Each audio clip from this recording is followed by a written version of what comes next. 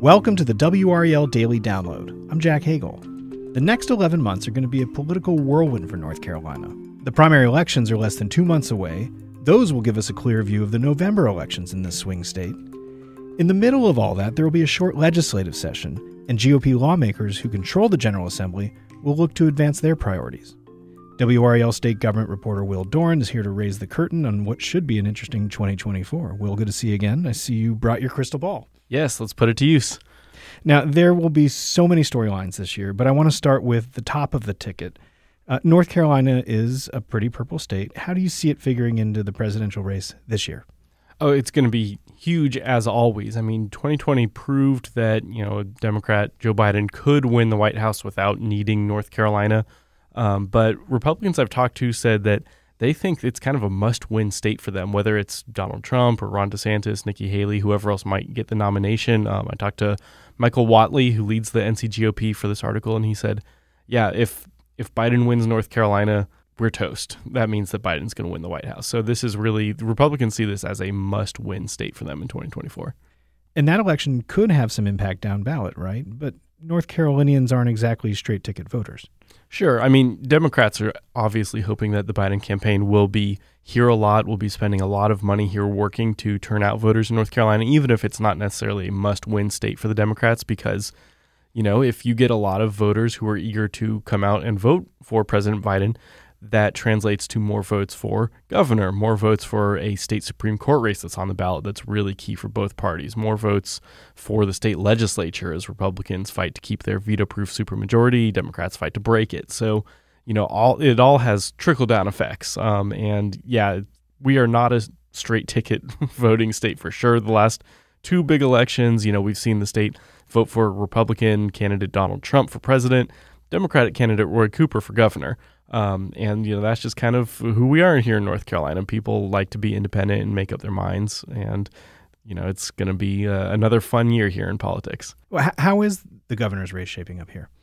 Well, that actually has a real primary going for it. The presidential elections at this point, obviously, no one started voting yet. But based on the polling, it looks like it's going to be a Trump-Biden rematch.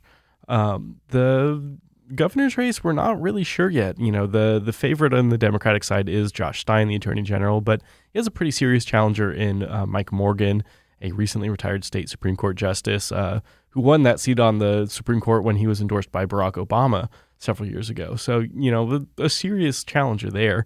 And then on the Republican side, it's a little bit more crowded race. You have Lieutenant Governor Mark Robinson, who's kind of seen as the front runner, but Bill Graham, a Salisbury attorney, has been mounting a pretty serious campaign and has pledged to dump potentially millions of his own money into TV ads, trying to convince voters that, he's the most serious and right candidate for the state. You've got Treasurer Dale Folwell in the mix as well. So it's going to be some pretty competitive primaries on both sides of the aisle for that governor's race. As you mentioned, North Carolinians oftentimes elect a Democratic governor and sometimes will elect, as they did in the last election, a Republican president. So where do those Trump-Cooper voters go? That's a great question that I think a lot of very highly paid political operatives are working overtime to figure out right now.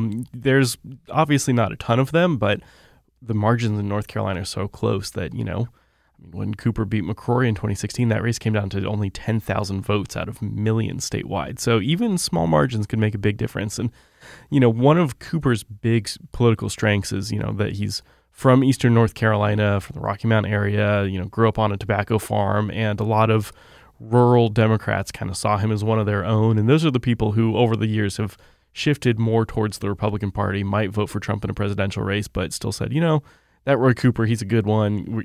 Even if I like Trump, I'm going to vote for Cooper for governor too.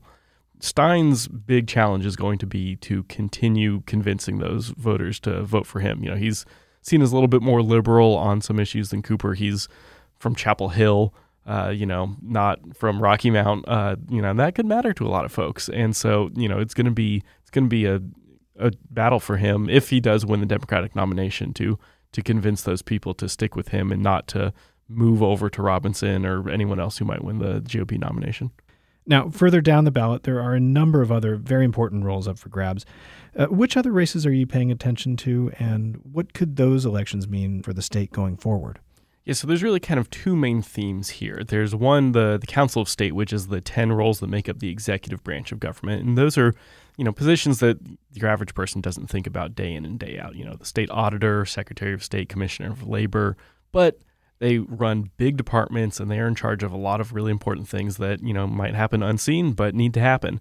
And we know right now there's so much turnover that the majority of those seats are going to be new faces. No matter what happens, no matter who wins, there's just so much turnover, people either retiring or seeking a higher office.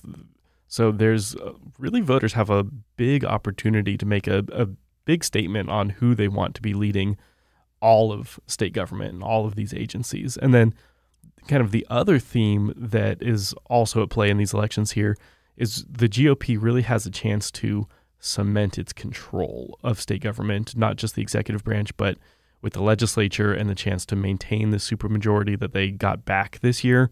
They have it by just one, the bare minimum number of votes in both the state house and the state senate.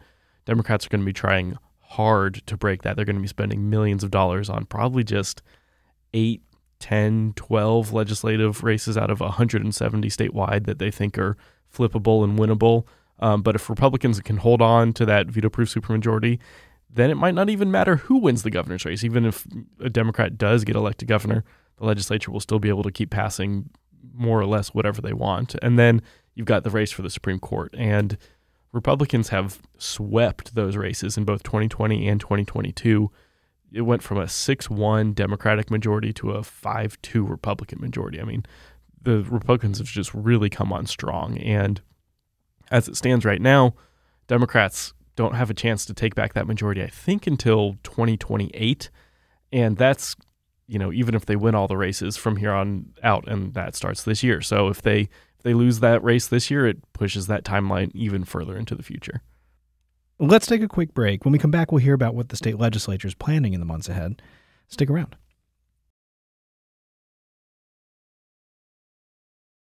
Welcome back to the WRAL Daily Download. We're talking with WRAL State Government reporter Will Doran about what's shaping up to be a very busy year in North Carolina politics. Will, North Carolina's congressional races are likely to add some intrigue, especially one district in our neck of the woods.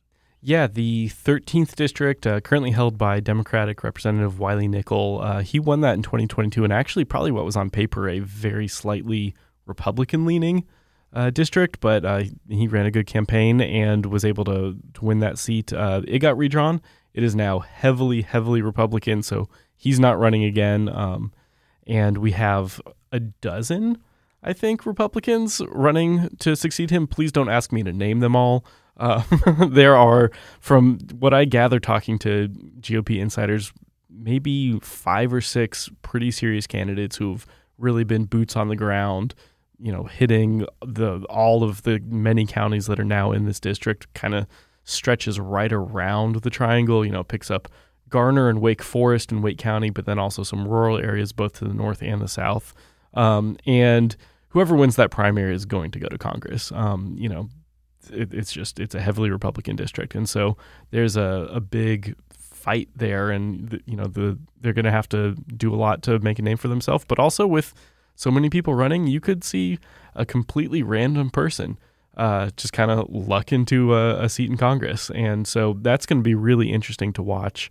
In general, our map is going to swing, most likely, pending any lawsuits, to be much more Republican-leaning than it has in the past. Right now, we have an even 7-7 split in our 14 U.S. House seats.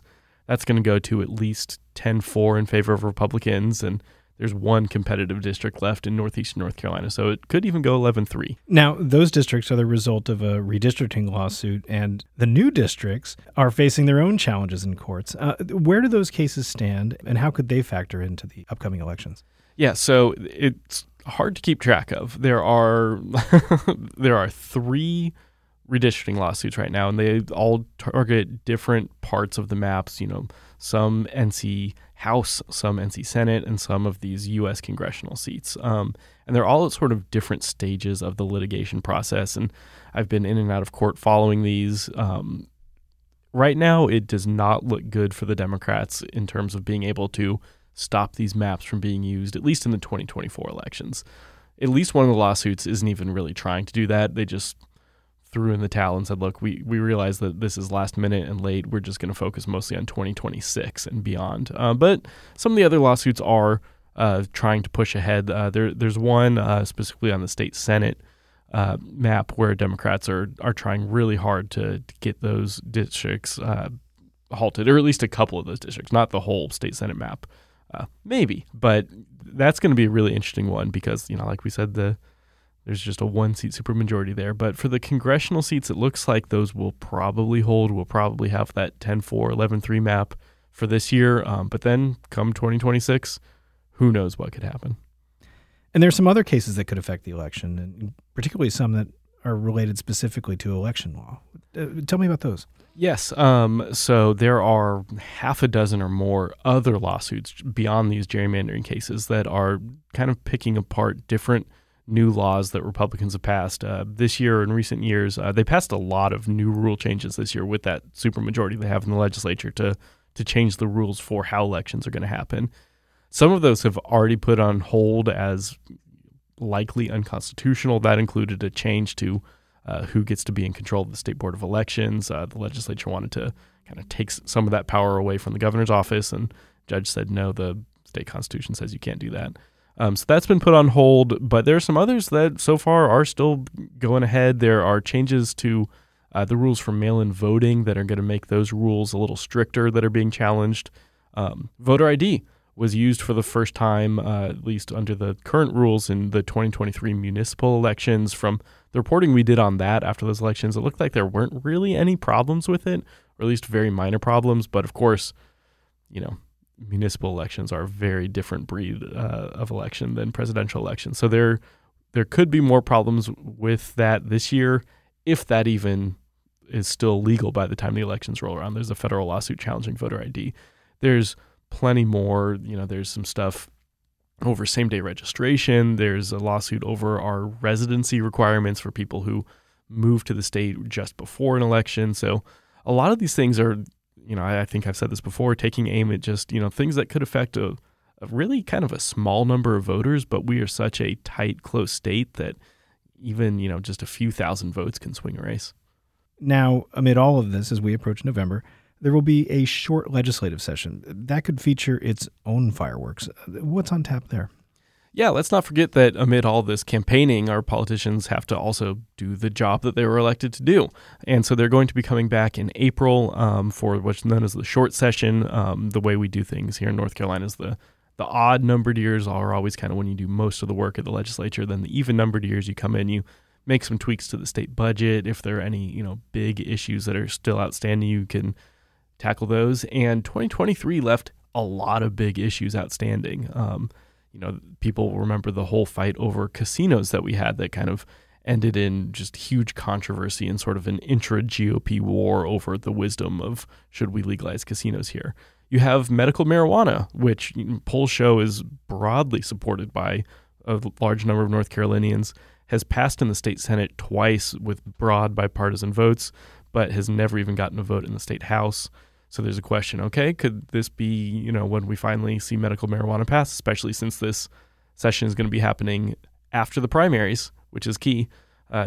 Politicians won't have to worry about a primary challenge for another 2 years when they're going to be taking some of these votes. And then, we could also see, will the GOP do things to kind of, energize their own voters, things that, conservatives have been asking for, further actions to cut away on gun laws, further crackdowns on immigration. Several of those were proposed in 2023, but didn't go anywhere. There's more details in the article about, what exactly some of the controversies there are. But long story short, there is a lot that the legislature could do in 2023 on really just kind of all sides of the political battles here.